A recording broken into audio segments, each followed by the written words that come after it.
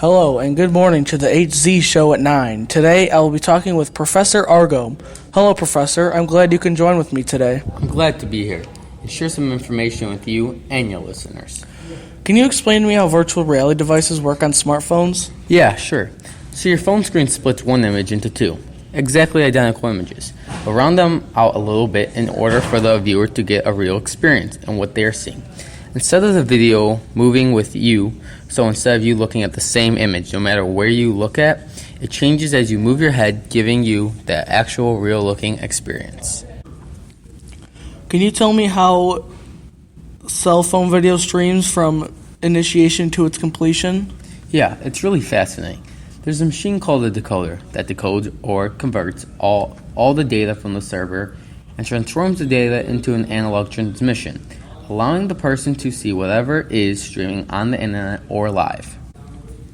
That's amazing. Do you know the difference between analog and digital transmissions?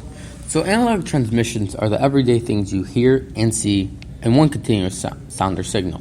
On the other hand, digital transmissions are the transfer of data, whether it's a video or pictures, through electromagnetic waves to a device that can turn it back into an analog transmission. Could you tell me one advantage and one challenge of using digital transmissions? The advantages of using a digital transmission is its simplicity. The binary coding of digital transmissions are made up of zeros and ones, which makes the data being received very easy to interpret. The one challenge of digital transmission is you need more bandwidth to transform the original analog signal or transmission into a digital transmission. You need a lot of bandwidth to go from analog to digital or vice versa. Not gonna lie, that is very confusing, but I've just got one more question for you. Could you explain to our listeners one advantage and one disadvantage of storing digital information? So the advantages of a strong digital information is the bandwidth, in which you can avoid, for example, emailing files to people and instead send them a link to your email so the person can easily just go to your email and watch it from there and not go through the hassle of downloading a file.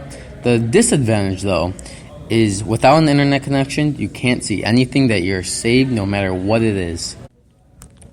Well, I and our listeners have learned a lot from you today. Thank you for your time and have a great day. No problem. It was a good time. Have a good day. Goodbye. Join us next week at 9 while we are discussing the advantages of solar power.